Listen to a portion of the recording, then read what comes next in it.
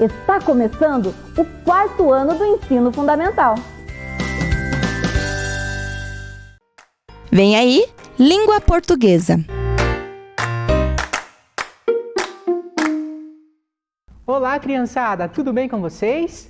Espero que vocês estejam tendo aí um ótimo dia, certo? Vamos para a nossa aula de português de hoje? O objetivo da nossa aula é reconhecer o gênero textual fábula e a sua finalidade. Identificar os elementos que compõem uma fábula. Então hoje a gente vai voltar para aquela história que a gente já leu na aula de segunda-feira para entender um pouco mais sobre esse gênero textual que é a fábula, certo? Bom, vamos então para analisar esse gênero que a gente já leu na história anterior? Então, qual foi essa fábula que o professor acabou de falar e que a gente já viu lá na segunda-feira, na nossa primeira aula? Isso mesmo, a fábula Cuidado com um Menino. Cuidado com o Menino. A fábula se passa em diversos lugares. Vamos colocar esses lugares em ordem? Antes de falar sobre o que é a fábula e suas características, a gente vai relembrar um pouquinho de como acontecia essa história, certo? Então aqui eu tenho 3 opções: a Toca do Lobo, a Casa do Menino e a Floresta. Onde será que começou essa história? Se você aí de casa por acaso perdeu a história, procura lá no site da SME, na página do Facebook ou na página do YouTube, a aula para rever a história, tá? Então, a história começa na floresta, isso mesmo. O menino entrou na floresta para daí encontrar o lobo. Na sequência, será que ele se passou na casa do menino ou na toca do lobo? Pensa aí. Isso mesmo, foi na toca do lobo, foi quando o menino começou a passar algumas receitas para o lobo para ver se ele conseguia ganhar tempo para escapar daquela situação, né? E por fim, a história acaba na casa do menino. Muito bem, então a gente já lembrou em quais locais essa história se passou. Então o que é uma fábula? A fábula é uma narrativa curta que trata de certas atitudes humanas, como a disputa entre fortes e fracos, a esperteza e a lerdeza, a ganância e a bondade, a gratidão e a avareza, o bom senso, ou melhor, o bondoso e o ruim.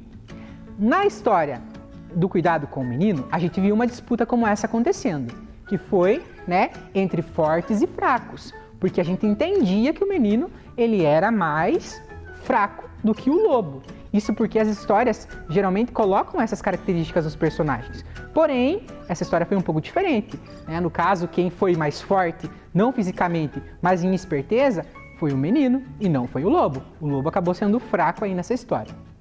A fábula também é um tipo de história cujos personagens são quase sempre animais, objetos ou outros seres.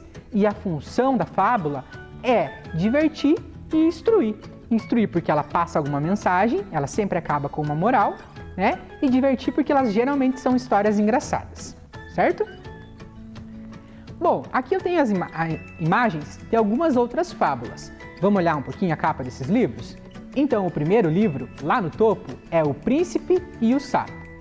Do ladinho tem o Leão e o Rato. Ali, formando a trilogia, tem a Cachinhos Dourados e os 3 Ursos. A Rainha e o Rato, o Gafanhoto e a Formiga e Sopa de Pedra. Essas são histórias que provavelmente vocês também já estudaram na escola, porque as fábulas os professores gostam de trabalhar bastante, né? Mas existem elementos principais nas fábulas. O que isso quer dizer? A gente não pode escrever qualquer texto pensando que vai ser uma fábula. Para ser uma fábula, a gente tem que seguir algumas regras. Vamos ver qual que é a primeira delas? O título. Toda história precisa de um título, né? No caso, não só a fábula. Mas o título, no gênero textual fábula, é obrigatório, então a história precisa ter um nome. Personagens, que como o próprio texto disse, são animais, são objetos, são pessoas, então é bem variado. No caso da história Cuidado com o Menino, os personagens eram o menino, o lobo e a mãe. Diálogo, então nas fábulas sempre vai ter a conversa, vai ter uma pessoa, um animal, um objeto conversando com alguma coisa. E além disso, vai ter um ensinamento. A história sempre vai acabar com uma moral. No caso da história Cuidado com o Menino, a moral foi: nunca se esqueça do sal. E vocês já devem lembrar do porquê que não dava para esquecer do sal, né? Bom, sabendo desses elementos, a gente vai observar agora uma outra fábula. Essa fábula também provavelmente vocês já conhecem, mas a gente vai analisar ela para identificar se esses elementos que o professor acabou de ler, eles estão presentes aqui, certo? E essa fábula se chama O Leão e o Rato. O leão era orgulhoso e forte, o rei da selva. Um dia, enquanto dormia, um minúsculo rato correu pelo seu rosto. O grande leão desportou com um rugido. Pegou o ratinho por uma de suas fortes patas e levantou a outra para esmagar a débil criatura que o incomodara. "Oh, por favor, poderoso leão", pediu o rato. "Não me mate, por favor. Peço-lhe que me deixe ir. Se eu fizer, um dia eu poderei ajudá-lo de alguma maneira." Isso foi para o felino uma grande diversão. A ideia de que uma criatura tão pequena e assustada como um rato pudesse ser capaz de ajudar o rei da selva era tão engraçada que ele não teve coragem de matar o rato. "Vá-se embora, antes que eu mude de ideia." Dias depois, um grupo de caçadores entrou na selva. Decidiram tentar capturar o leão. Os homens subiram em 2 árvores, uma de cada lado do caminho, e seguraram uma rede lá em cima. Mais tarde, o leão passou despreocupadamente pelo lugar. Ato contínuo. Os homens jogaram a rede sobre o grande animal. O leão rugiu e lutou muito, mas não conseguiu escapar. Os caçadores foram comer e deixaram o leão preso à rede, incapaz de se mover. O leão rugiu por ajuda, mas a única criatura na selva que se atreveu a aproximar-se dele foi o ratinho. "Oh, é você? Não há nada que possa fazer para me ajudar. Você é tão pequeno", disse o leão. "Posso ser pequeno", disse o rato, "mas tenho os dentes afiados e estou em dívida com você." E o ratinho começou a roer a rede. Dentro de pouco tempo, ele fizera um furo grande o bastante para que o leão saísse da rede e fosse se refugiar no meio da selva. Moral da história: às vezes o fraco pode ser de ajuda ao forte. Então a gente já viu que tem alguns elementos aqui que ficaram bem claros, né, que mostram pra gente que esse texto é uma fábula. Mas vamos fazer a conferência? Então olha lá, tem o título, que a gente viu que precisa ter para ser uma fábula, tem animais, o leão, o ratinho, também tem diálogo, porque teve conversa entre os 2 personagens, e acabou com uma moral da história. Então vocês viram como é fácil identificar um texto quando ela é uma fábula? Basta que a gente enxergue os seus elementos. Desse modo, a gente consegue classificar o texto de acordo com o seu gênero. Agora, eu preciso que vocês retornem para aquela tarefa que eu dei na aula passada. O quadro Era uma vez, 1000 histórias de uma vez. Vocês já devem ter preenchido aí em casa, mas o professor também fez, vocês lembram? Então eu coloquei: era uma vez um gatinho que estava em um castelo, jogando videogame. Onde estão meus óculos? Para com isso agora! Quem tudo quer, nada pode. Bom, mas a intenção desse quadro é que vocês criem histórias novas. Porém, se a gente for observar o que vai surgir, talvez pareça que fique sem pé nem cabeça, né? O professor acabou de ler ali e fica uma coisa estranha, fica uma coisa sem sentido, não é mesmo? Surge dúvida em quem lê. Estranho, não é mesmo? O que será que está faltando nesse texto? Ah, eu sei dizer para vocês. Está faltando coerência e coesão. Coerência é quando a pessoa escreve o texto de um modo em que suas partes se conectem e que a gente consiga entender o sentido. Olha aqui novamente do lado.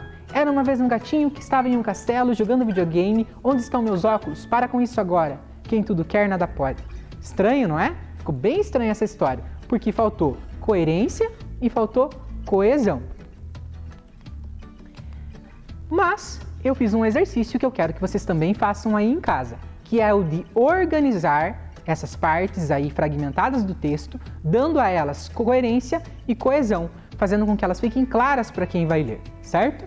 Eu vou ler para vocês como ficou a minha história transformada do que era antes para o que está agora. Era uma vez um gatinho que vivia em um castelo junto com sua dona. Ele era brincalhão e adorava jogar videogame. Mas o gato jogava tanto, mas tanto, que sua vista já estava prejudicada e precisava usar óculos. Acontece que o gato preguiçoso esquecia seus óculos por todas as partes do castelo e pediu aos gritos pelas suas lentes. "Onde estão meus óculos?" gritava irritado o gato. Sua dona, cansada da gritaria, respondeu já irritada: "Para com isso agora!" E não parou por aí. Além de não pegar os óculos para o bichano, ainda o deixou de castigo. Não poderia jogar mais videogame. Moral da história: quem tudo quer, nada pode. Tá vendo como a gente consegue transformar uma coisa sem pé nem cabeça em um texto com sentido? Basta que a gente procure dar coerência e coesão, ou seja, busque um sentido para o texto.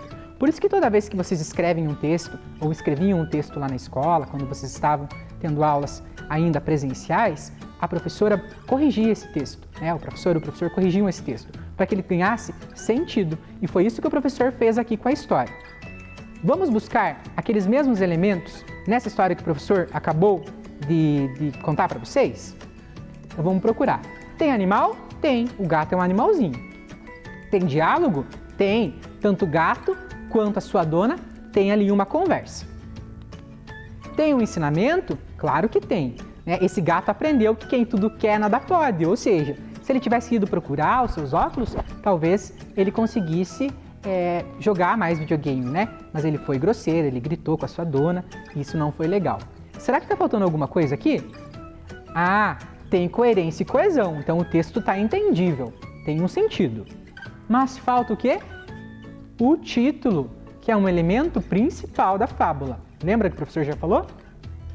E eu quero perguntar para vocês, aí de casa, qual título vocês dariam para essa história? Essa história fui eu quem criei, baseado naquela atividade que vocês já fizeram aí em casa, que vocês vão fazer parecido, né? Mas eu quero que vocês deem um nome para essa minha história. Que nome é esse? Registra aí no caderno, depois se vocês quiserem, vocês podem tirar foto dessa produção de texto de vocês e mandar aqui para o programa. Vamos voltar para a fábula? Qual fábula que era que a gente tinha estudado lá no comecinho da nossa aula de segunda-feira? Cuidado com o menino, não é mesmo? Vocês lembram quais são as 3 receitas que apareceram naquela história?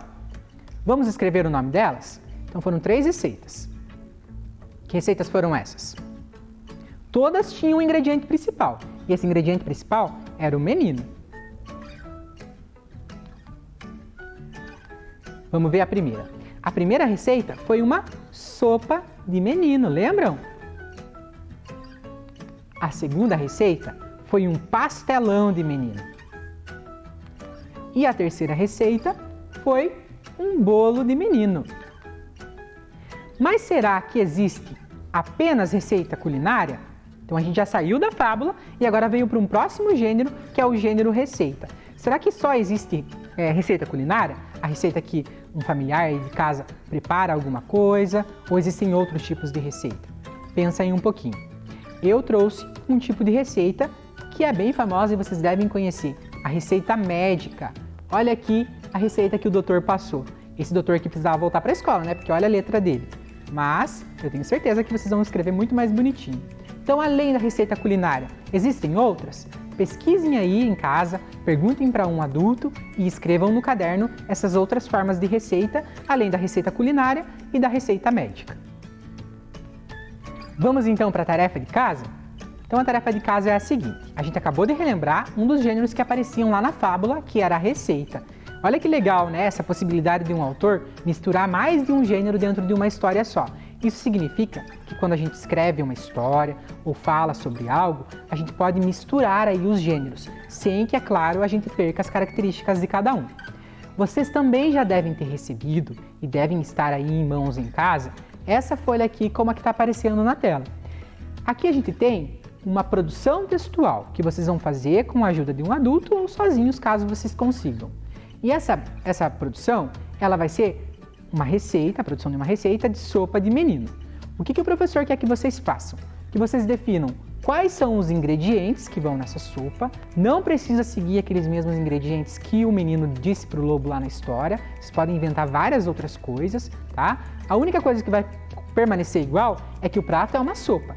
Então, quem sabe seja legal vocês perguntarem aí para a mãe, para o pai, para a avó ou a pessoa com quem vocês moram, o que geralmente vai numa sopa. Pede para ela escrever, vocês copiam essa sopa e vocês identificam nesse texto O que geralmente vai? Sopa é um prato que a gente come geralmente no frio ou quando as pessoas estão doentinhas e tudo mais, né? Mas nesse caso aqui é uma sopa de menino. Olha que coisa macabra, não é mesmo? Mas é claro que a gente sabe que esse menino ele não vai ser cozido. Então vocês podem usar bastante a imaginação. Que ingrediente vocês colocariam numa sopa de menino? Lembra lá que o menino pediu balas doces para temperar? O que vocês usariam como tempero? Né? Vocês colocariam batata, colocariam cenoura, cebola, alho ou um ingrediente que pudesse causar, sei lá, uma dor de barriga no lobo? Enfim, usem a imaginação. Além da lista de ingredientes, que vai ser a quantidade de ingredientes que vocês acharem necessário, eu também quero que vocês planejem o modo de preparo da nossa receita.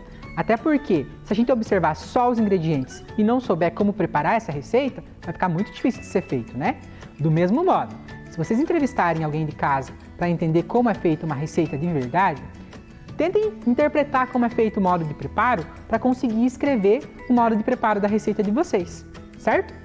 Então, na folha entregue pela escola ou no caderno, mesmo caso vocês não tenham recebido, vocês vão produzir uma receita maluca de sopa de menino. Quais ingredientes você utilizaria? Como seria o modo de preparo? Use a sua criatividade e a sua imaginação. Lembre-se que essa receita ela não é real, então vocês podem fazer várias coisas. Lembra que o autor mandou lavar atrás da orelha do menino? Qual a outra parte do corpo do menino será que tinha que lavar muito bem? Quem sabe escovar bem os dentes dele, né? Então pensa aí, o que a pessoa que cuida de vocês em casa, né? A vovó, a mamãe, o papai, o tio, enfim, fala para vocês se lavarem bem quando vocês vão no banheiro. Então pensa aí, a gente não pode colocar um menino sujo dentro dessa sopa, não é mesmo? Que tamanho vai ter esse menino? Vai ser um menino grande, vai ser um menino pequenininho, um menino mais gordinho, um menino mais magrinho? Vai ser mais de um menino? Porque às vezes o lobo está com muita fome. Então podem aí fazer a imaginação voar para escrever essa história do jeito mais divertido possível. Depois que vocês escreverem, as professoras, os professores vão receber, vão fazer a correção e aí vai ser a comprovação de que vocês realizaram e entenderam essa atividade que o professor está passando para vocês aqui hoje, certo? Agora vocês vão ficar com uma história da professora Liz, que é uma professora maravilhosa, minha amiga que eu gosto muito, e até a próxima aula. Espero vocês na sexta-feira. Não percam a aula. Um abraço!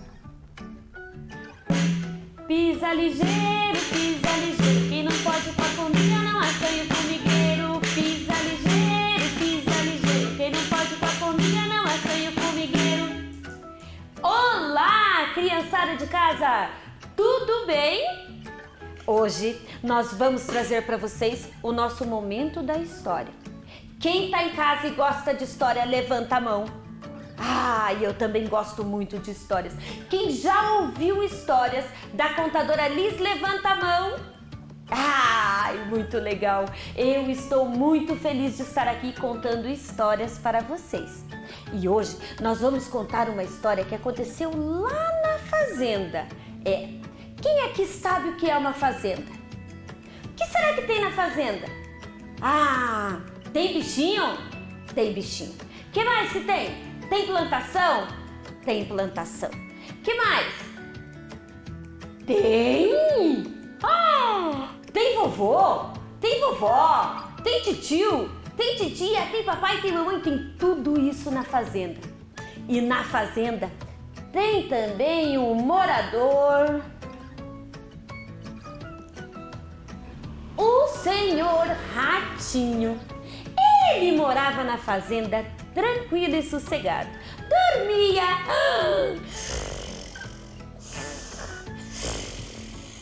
Comia. E ficava por lá, só olhando o movimento da casa. Certa vez, o Ratinho, esperando o dono da fazenda voltar do mercado, porque quando ele voltava do mercado, ele trazia tanta coisa gostosa que o Ratinho, ficava ansioso esperando ele voltar. Do buraquinho da parede, começou a observar o movimento. E o dono da fazenda voltou. Ele colocou uma sacola bem grande em cima da mesa. E de lá, ele foi tirando queijo. Ele tirou chocolate. Ele tirou farinha de milho. E ele foi tirando um monte de coisas que o ratinho adorava. Eis que, de repente, no fundo do pacote, ele encontrou um embrulho muito arrumadinho. Um embrulho muito ajeitadinho. E o ratinho ficou pensando: isso deve ser um queijo gostosinho. Mas o dono da fazenda foi abrindo o embrulho para a tristeza do ratinho. Abriu um lado, abriu o outro, abriu o outro, abriu o outro e... tcharam! Uma ratoeira. O ratinho ficou apavorado. Uma ratoeira! E agora o que eu vou fazer? E começou a correr pela fazenda. Ia de um lado para o outro, pensando no que fazer agora. Só que aí o ratinho viu que ele não estava sozinho, pois lá na fazenda moravam muitos animais. E ele então resolveu pedir ajuda. E foi pedir ajuda primeiro para Dona Galinha. Dona Galinha, por favor, a senhora pode me ajudar? A galinha olhou pro ratinho e...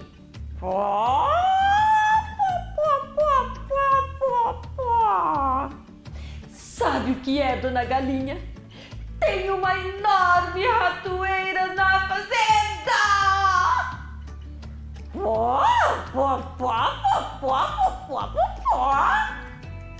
Sabem o que a galinha disse?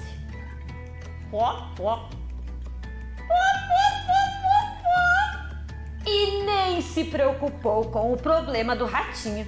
A galinha olhou para ele e disse: seu rato, você já viu uma galinha presa numa ratoeira? Por favor! E continuou ciscando. Mas o ratinho tinha mais amigos na fazenda. E ele resolveu então correr pedir ajuda para o seu porquinho. Seu porquinho! O senhor precisa me ajudar. Sabe o que é? O dono da fazenda trouxe uma enorme ratoeira. O porquinho olhou para o ratinho e disse: Ronque, ronque, ronque, ronque, ronque, ronque, ronque, ronque, ronque, ronque. E o ratinho então traduziu o que o porco disse. Ele não tinha nada a ver com o problema do rato. Afinal, vocês aí em casa já viram um porquinho preso na ratoeira? E o porquinho continuou a brincar na lama. E o ratinho, desesperado, corria de um lado para o outro. Resolveu pedir ajuda para Dona Vaquinha. Dona Vaquinha, a senhora precisa me ajudar. Sabe o que é, Dona Vaquinha? É que o fazendeiro trouxe para casa uma enorme ratoeira. A vaquinha olhou para o ratinho. E sabem o que ela respondeu? Você aí de casa, sabe o que ela respondeu? Isso mesmo!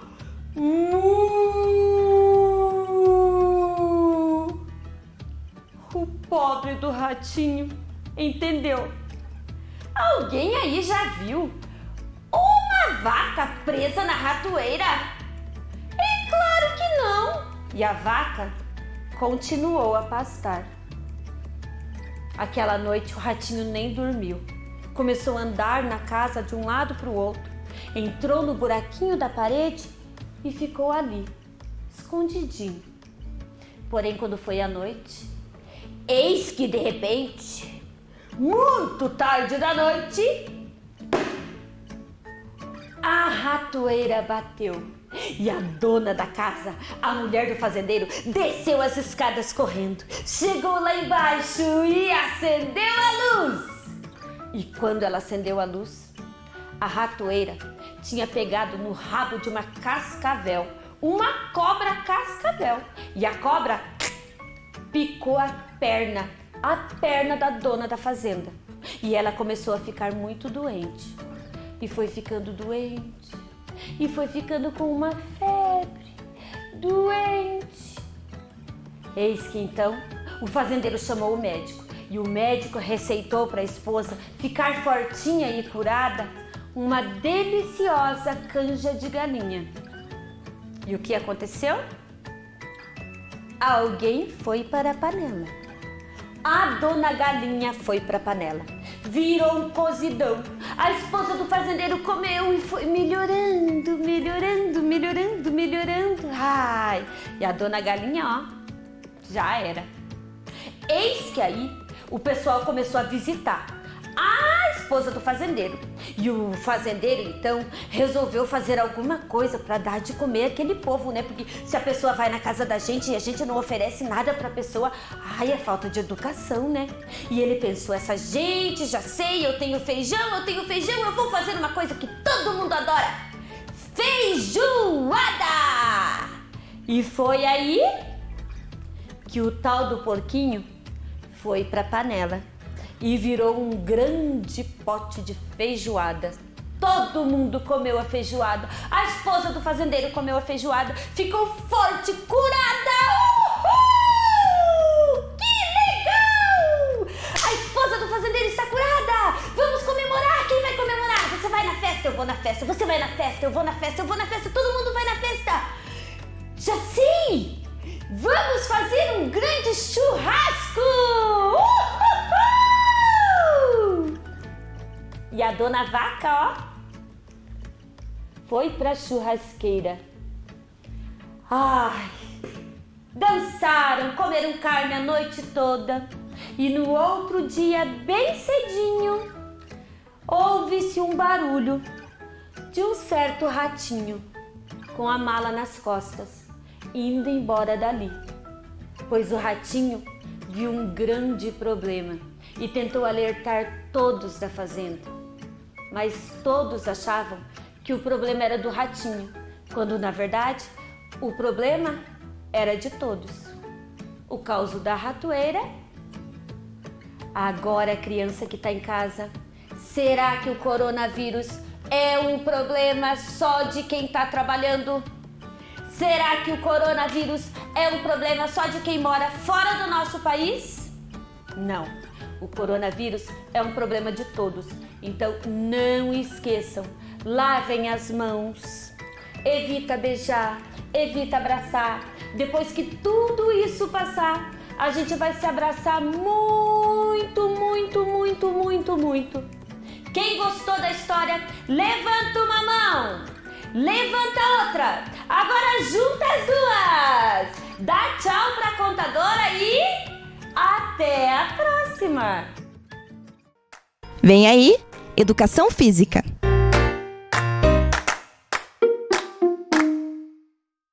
Olá, crianças, tudo bem com vocês? Eu sou a professora Marcela, da Escola Guitil. Está aqui comigo a professora Ana Paula, da Escola Judite, e hoje nós vamos aprender um esporte muito praticado no Brasil. Esse esporte é o voleibol. Antes, vamos assistir um vídeo para entendermos melhor sobre o voleibol. Vamos assistir? Voleibol. O objetivo do jogo é passar a bola sobre a rede, fazendo com que ela toque o chão dentro das linhas da quadra adversária. E, ao mesmo tempo, evitar que o adversário faça o mesmo.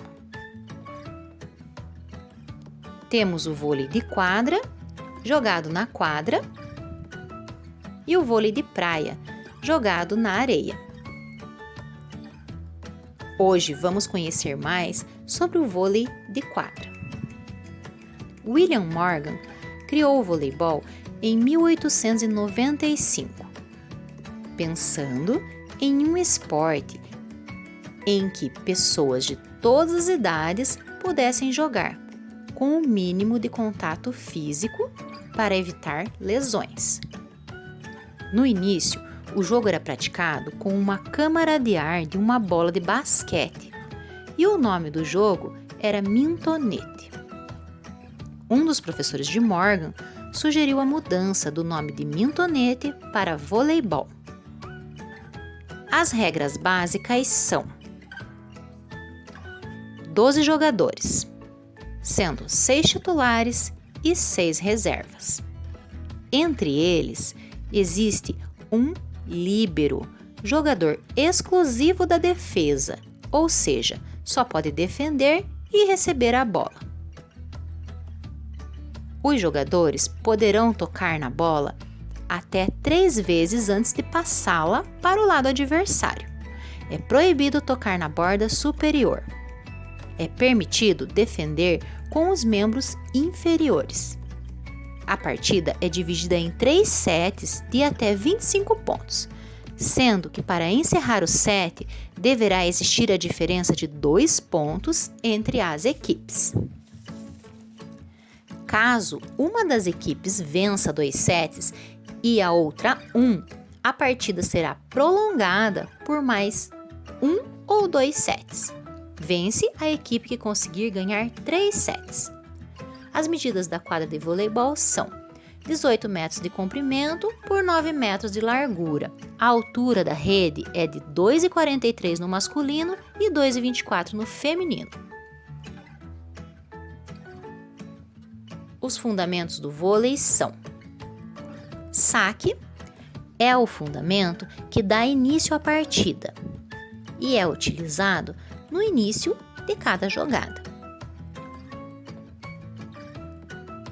Pode ser realizado por baixo ou por cima. Manchete é utilizada para a recepção do saque e para a defesa de bola cortada, pois o contato com a bola é feito no antebraço, que é uma região que suporta melhor os impactos.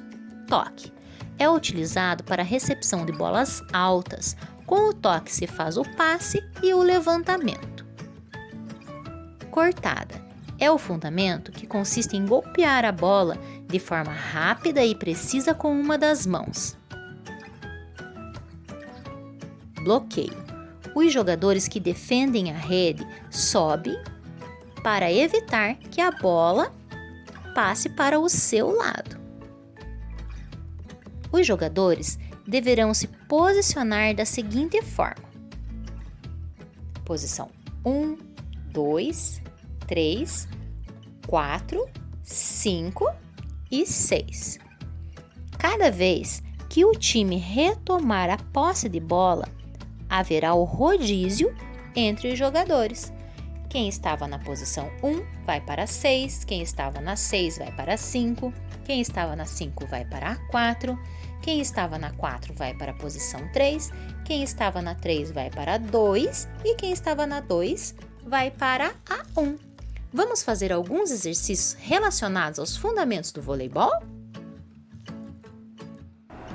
Agora que vocês já assistiram o vídeo, vamos fazer um alongamento para nós irmos para a nossa parte prática. Vamos lá, todo mundo em pé.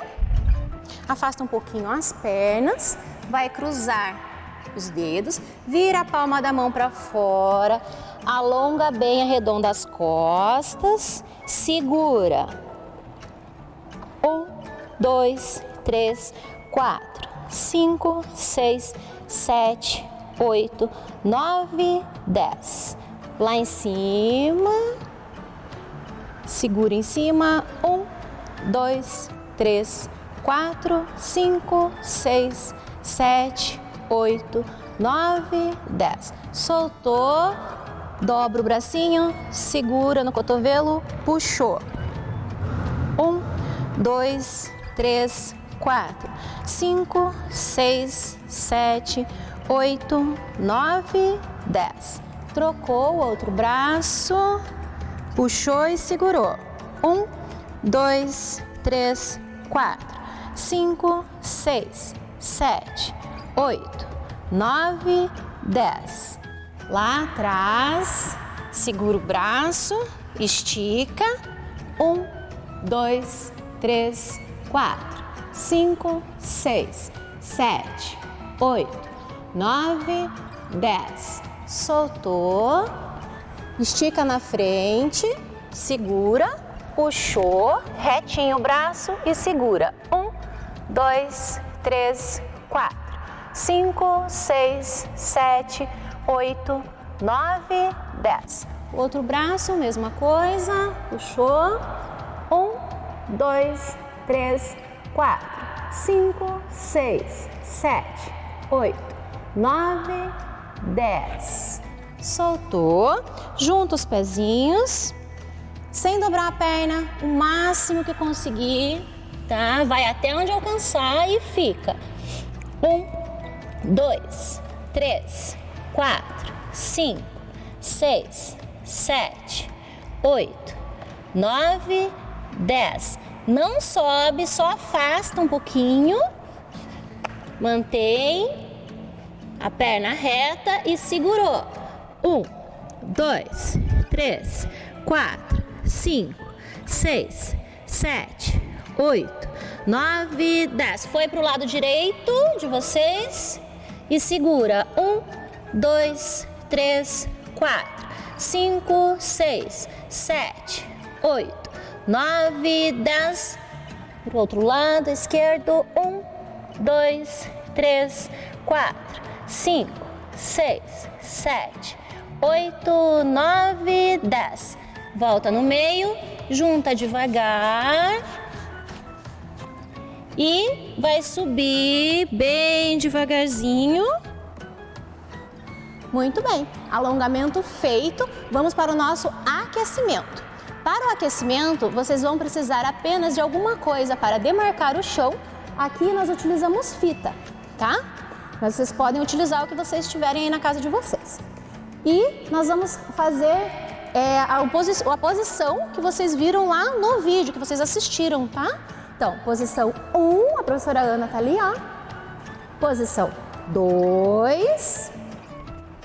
Posição 3. Posição 4. Vocês vão fazer desta forma, tá? Como estava no vídeo. Posição 5.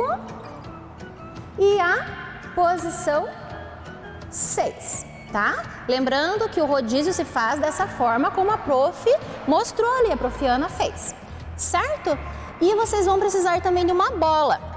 Pode ser a bola que vocês tiverem aí na casa de vocês. Ou vocês podem também fazer uma bola como fizemos aqui, ó. Fizemos com jornal, pode ser com papel, tá? E depois passamos uma fita para ela ficar mais durinha.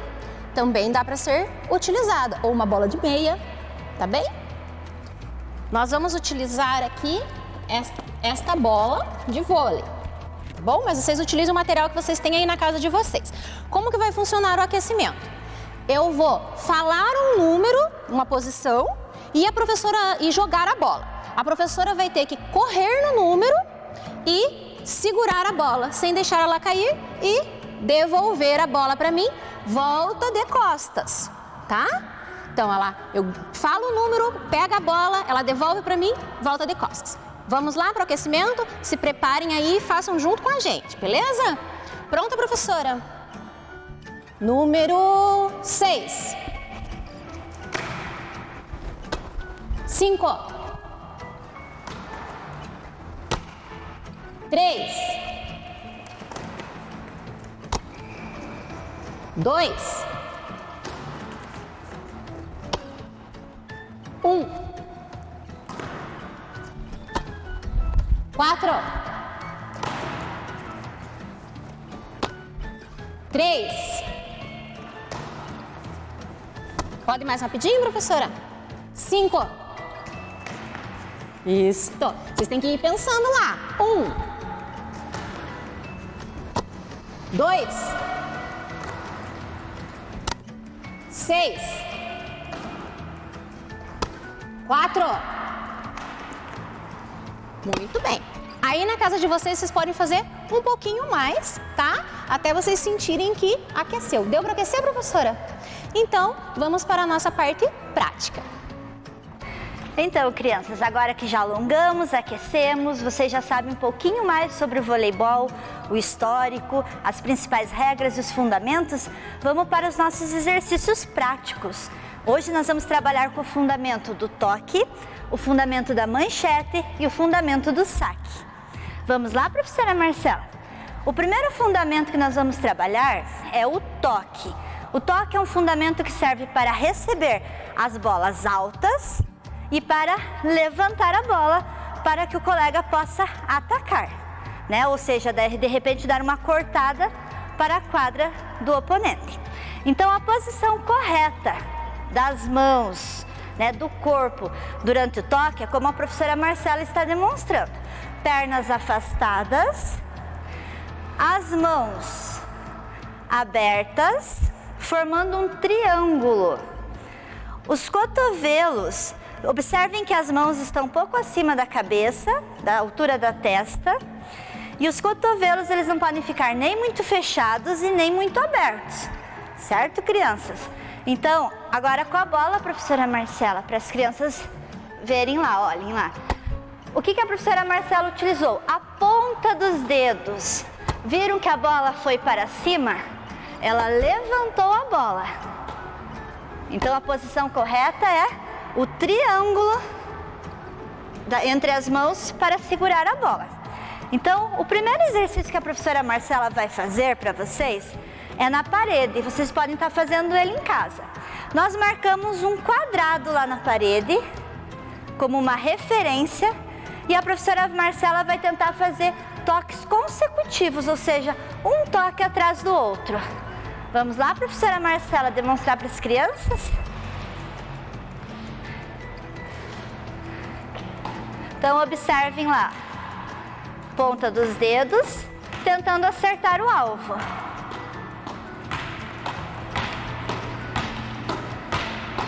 Muito bem, professora Marcela. Muito bem. O próximo exercício nós vamos fazer em duplas, certo, crianças? Então eu vou lançar a bola para a professora Marcela, ela vai tocar a bola novamente para as minhas mãos e aí ela vai se deslocar, dando um passo para trás. Vamos inverter o lado, professora? Então, cada vez que ela tocar a bola novamente para mim, ela deverá se deslocar e ficando mais longe. Isso, ó, mais longe. Mais longe. Mais longe. Isso aí.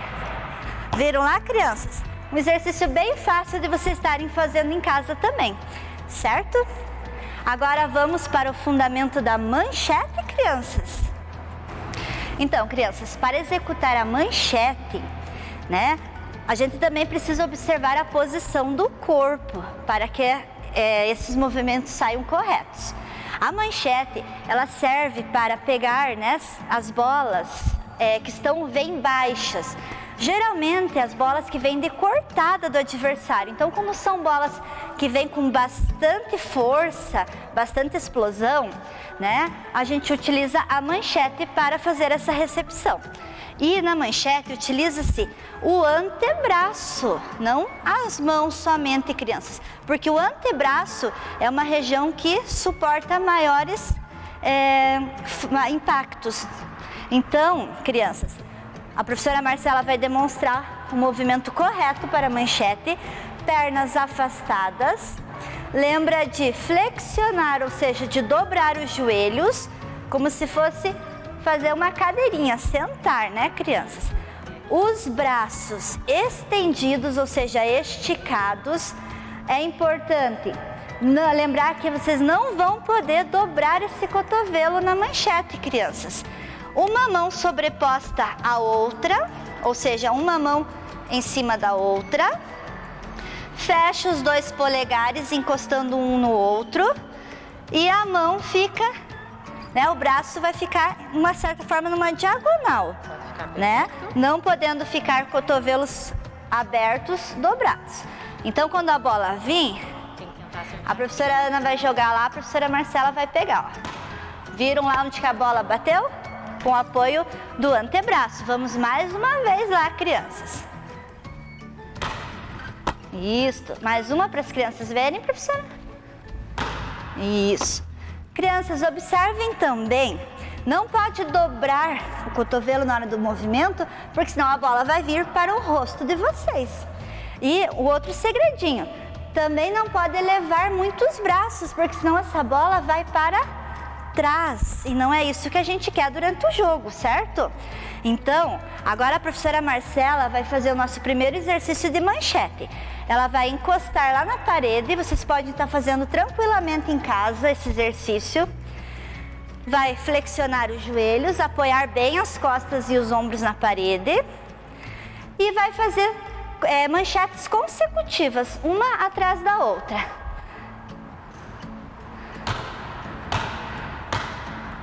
Viram lá, crianças? Sem elevar muito os braços e sem dobrar os cotovelos.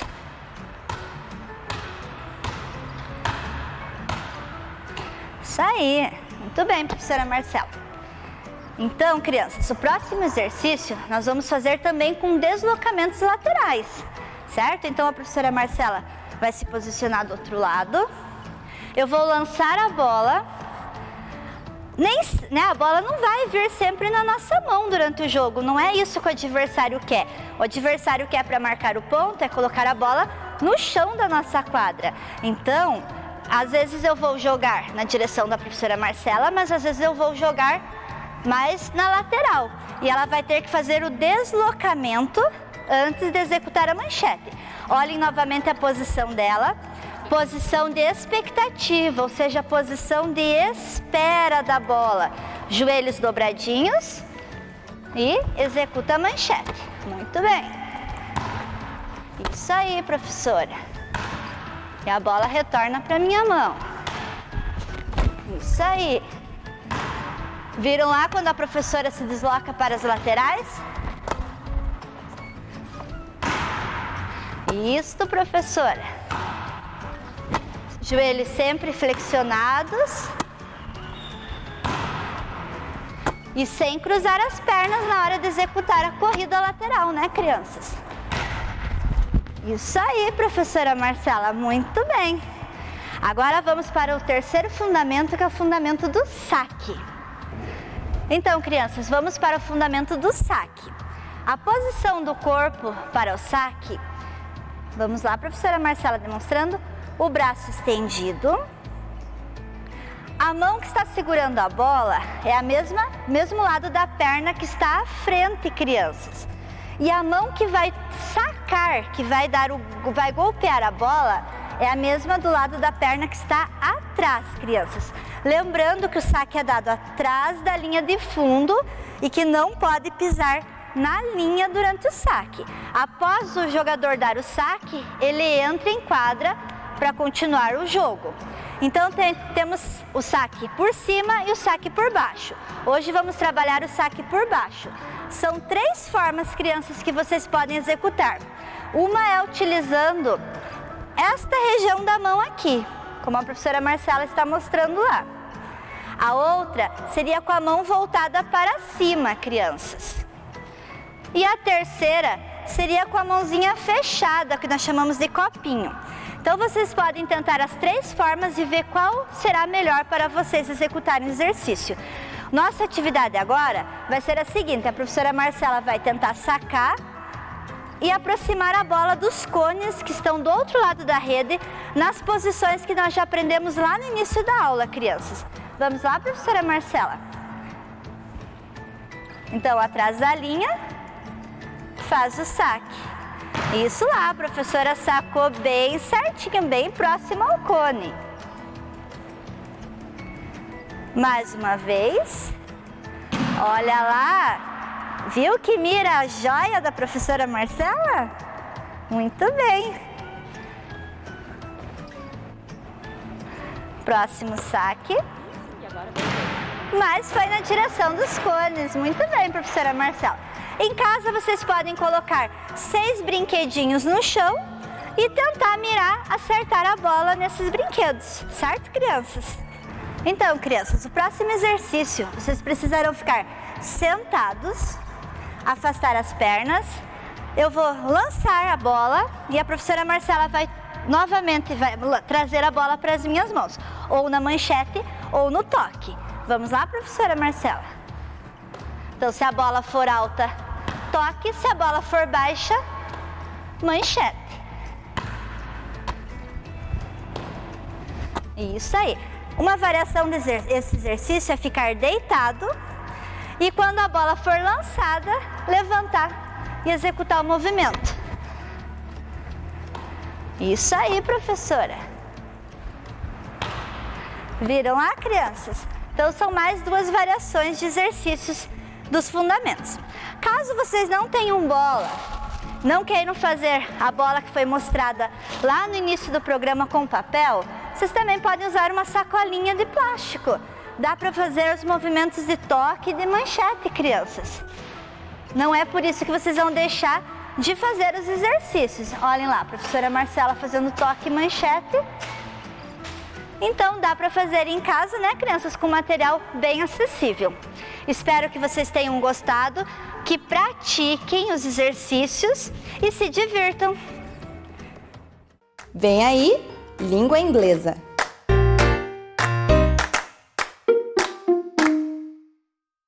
Hello, crianças, how are you? I hope you are great. Estão animados? Eu estou muito animada. Emília aqui com vocês e hoje vamos para mais uma aula de inglês. Hoje eu vou contar uma história para vocês. E a história que eu vou contar está no livro A Chave do Tamanho, de Monteiro Lobato. Então, certo dia, eu, Pedrinho e Narizinho estávamos olhando o pôr do sol no sítio quando o jornal chegou. Levamos para a Dona Benta e lemos muitas notícias sobre a guerra. Ficamos tristes ao saber que tinham pessoas tão más e que muita gente estava sofrendo com tudo isso. E começamos a pensar se tinha uma solução para que a guerra acabasse e para que as pessoas não fossem tão más. Foi então que eu tive uma ideia. Pensei, e se o mundo tivesse uma sala de chaves?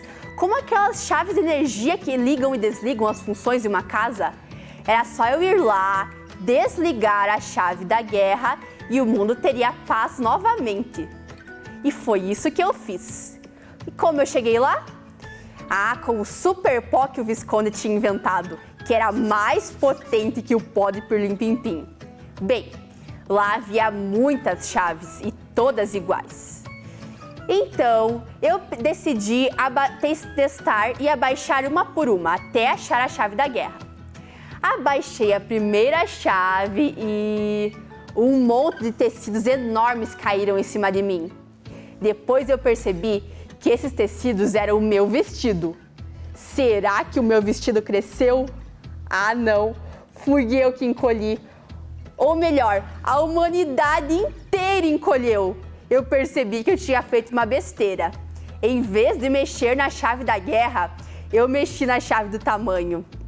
E encolhi a humanidade inteira. Eu fiquei medindo 1 centímetro.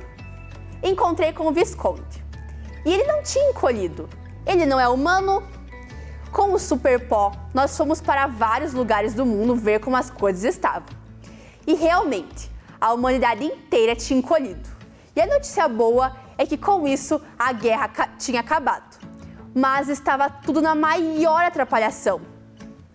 Fomos até o sítio e lá conversamos com o pessoal e decidimos voltar até a sala das chaves e deixar a chave do tamanho do jeito que estava.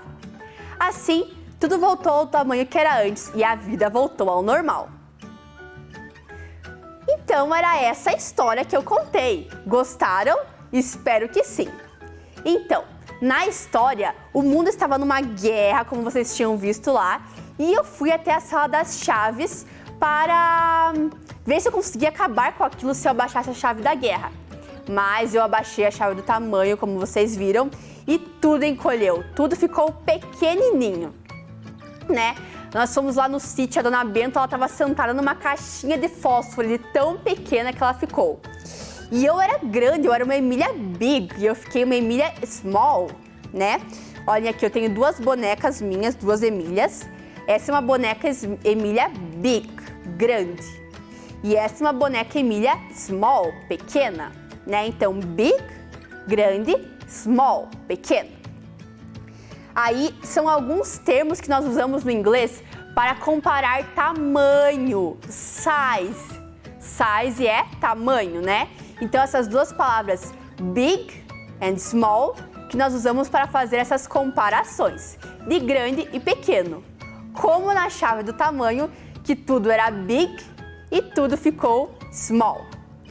Vamos ver um pouco desse vocabulário lá na nossa tela?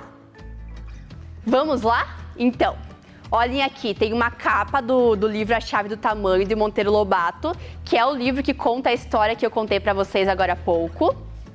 E nós vimos, então, os sizes em inglês, os tamanhos, né? Tamanho em inglês é size, tamanho size. E olhem lá, temos ali uma bola que é big. Olhem essa bola comparada com as pessoas, ali ela é maior que as pessoas. Então é uma bola big, grande, né? Big é grande. The ball is big. A bola é grande. Repeat. The ball is big. Agora olhem essa outra bola em comparação, olha, ela cabe na palma da mão. Então ela é pequena, ela é small, pequena, small. The ball is small. A bola é pequena. Então nós vimos small, pequeno, e big, grande, né? Olha as duas bolas da comparação. Uma cabe na palma da mão e a outra é maior que as pessoas. Então, grande, uma é pequena e a outra é grande. Big and small. Agora vamos fazer algumas comparações, só com palavras que vocês já aprenderam. Vamos comparar esses dois animais. Então, temos ali um cavalo, como que é mesmo? Um horse, very good, um cavalo, um horse. E uma butterfly, uma borboleta. Em comparação a esses dois, o horse com a butterfly, o horse é big ou é small? Isso, é big, é grande, né? As pessoas montam no cavalo, um animal big, grande. E a butterfly? É small, é pequena. Então, o cavalo é big, the horse is big, é grande. E the butterfly is small, a borboleta é pequena. Aqui, dois materiais escolares. Lembra como é que é lápis? Pencil, very good. E mochila é school bag. Comparando esses dois, o lápis é big ou é small? Isso, é small, é pequeno. E a mochila é big, é grande, né? Pense, o lápis vai dentro da mochila, então em comparação com a mochila, ele é small.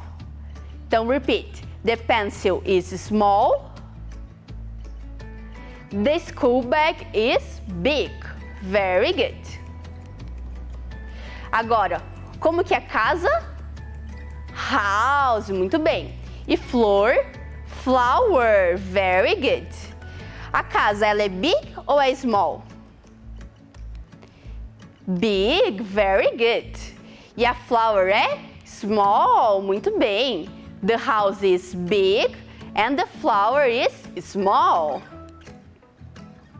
Aqui que vocês aprenderam algumas aulas atrás. Colher, spoon, e jarra, jug. Muito bem. Comparando esses dois. A colher é big ou é small? É small, very good. E a jarra é big, é grande. Então, the spoon is small, a colher é pequena, and the jug is big, a jarra é grande. Agora, vocês lembram das frutas que nós aprendemos aula passada? Quero ver quem que lembra. Vocês têm que lembrar porque fui eu que ensinei, né? Então, vocês têm que lembrar. Olhem lá. Como é que é uva em inglês? Isso, grape. Como é que é laranja?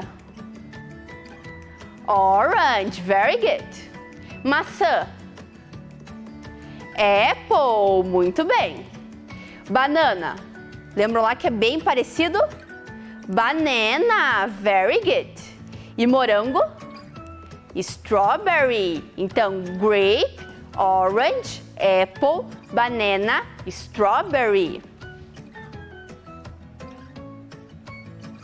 Vamos repetir? Repeat. Grape, orange, apple, banana, strawberry. Very good. Ah, vocês estão muito espertos no nome das frutas. Claro, né? Emília que ensinou. Então, vamos ver, vamos comparar agora o tamanho das frutas que nós aprendemos? Olhem lá, se for comparar só uma uva, só um grãozinho de uva, com uma maçã, a uva é big ou é small? É small, muito bem. The grape is small. And the apple is big, muito bem, very good. Agora, comparando banana com strawberry. Banana is big or small? Big, muito bem. Em comparação com o morango, a banana é big, é grande. E o morango é small. The strawberry is small. Very good. Agora um desafio para vocês. Vocês têm 2 minutinhos, 2 minutes, para procurar um objeto em sua casa, um objeto grande, big, e um objeto pequeno, small.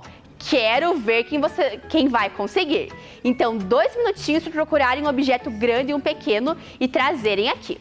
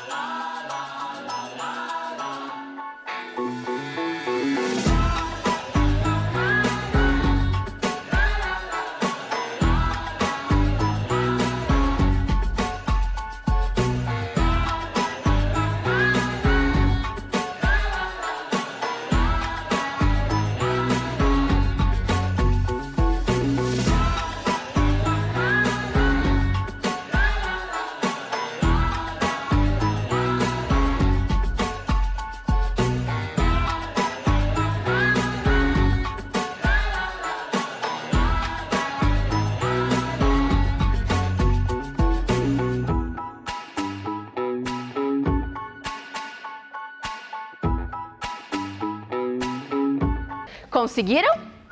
Vamos ver, teve criança que foi procurar lá no quarto, que achou material escolar, né? Pegou um pencil como objeto small. Vamos ver os objetos small, primeiro os pequenos. Teve criança que pegou o pencil, um lápis, ou uma pen, uma caneta, ou uma eraser, uma borracha, ou outros materiais ali pequenos.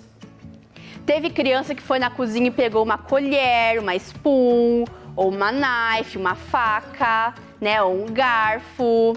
Teve criança que pegou um toy, um brinquedo pequeno, não é? E muitos outros objetos. E os objetos grandes, big? Teve criança que eu tô vendo ali que pegou a mochila, ou que pegaram uma bicicleta, uma bike, ou um brinquedo grande, uma bola grande, né, a big ball, uma bola grande. Teve criança que apontou para um móvel ali da casa, o sofá, que é grande, o sofá, ou a bed, a cama, ou a table, a mesa, né? Então, na nossa casa tem vários objetos ali que a gente pode fazer comparações de big e small, ok? Então, crianças, foi essa a nossa aula. Espero que vocês tenham gostado, espero que vocês tenham gostado de ter aula com a Emília. Eu amei dar aula para vocês. Um beijo de boneca e bye, bye! Vem aí, literatura.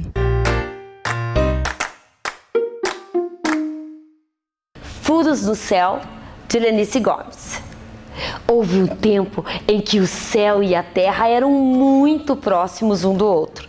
Diziam que da torre do palácio era possível colher ramalhetes de nuvens, rabiscos de pássaros, carneirinhos saltitantes. Essa história aconteceu numa aldeia africana. Havia tanta luz naquele dia que duas mulheres pegaram os seus pilões para amassar os grãos de milho no quintal da casa. Elas diziam amar a claridade e o festejo da lua cheia. Tudo era mágico. Assim, trocavam mexericos e gargalhadas, narrando histórias que as levavam longe, longe. Naquele converseiro, o tempo ia passando e as histórias se derramando, feito um rosário de Aves Marias. Uma das mulheres, entusiasmada com a conversa, levantou a mão do pilão com tanta força e tão alto que fez um furo no céu. O céu tomou um susto ao ver aquele furo e desabou a berrar. Elas, de tão entretidas, nem ouviram e continuaram em sua conversa, pisando em seus pilões. Assim, o infinito azul foi ganhando furos e mais furos. Aquelas mulheres jamais imaginavam que seus pilões iam transformando o céu numa verdadeira peneira. O céu irado, da cor das violetas, gritou mais que um tanto. Ai! Ui!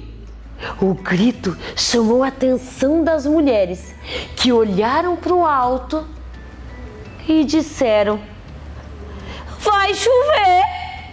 Disseram uma para outra: havia!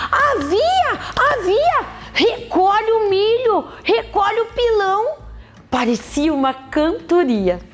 Indignado, o céu resolveu ordenar ao tambor em tom de autoridade: toque alto, por favor, atravesse as janelas, portas, chegue aos ouvidos das piladeiras, convidando-as a me olharem sobre as 7 luas que as iluminavam. Elas, encantadas pelo soar do tambor, aproveitaram para dançar. Ai! E a cadência foi crescendo, crescendo. O céu achou bonita aquela dança, alegrava o seu universo. Mas nada podia mudar a sua decisão de separar-se da terra. Ou subia, ou ficava todo furado. Foi subindo, subindo, subindo, até chegar num lugar perfeito. Não tão perto que alguém pudesse tocá-lo com a mão do pilão, e nem tão alto que ninguém pudesse vê-lo. E não é que ele sentiu saudades do tum-tum-tum do tambor, do barulho dos grãos de pilão? Ai, as histórias das mulheres e as suas canções?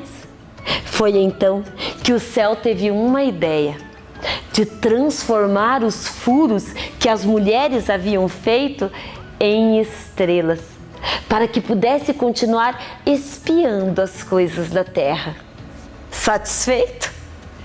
O céu sorriu, e foi contando essa história de aldeia em aldeia, com a intenção de que ela se espalhasse pelo mundo e pudesse ser contada e recontada onde houvesse alguém que quisesse escutá-la. Assim, segundo os africanos, nasceram as estrelas no céu, pontinhos luminosos no azul para iluminar a África. Tá caindo fulô, tá caindo fulô, tá caindo fulô, tá caindo fulô, lá do céu cai na terra. Ei, tá caindo fulô.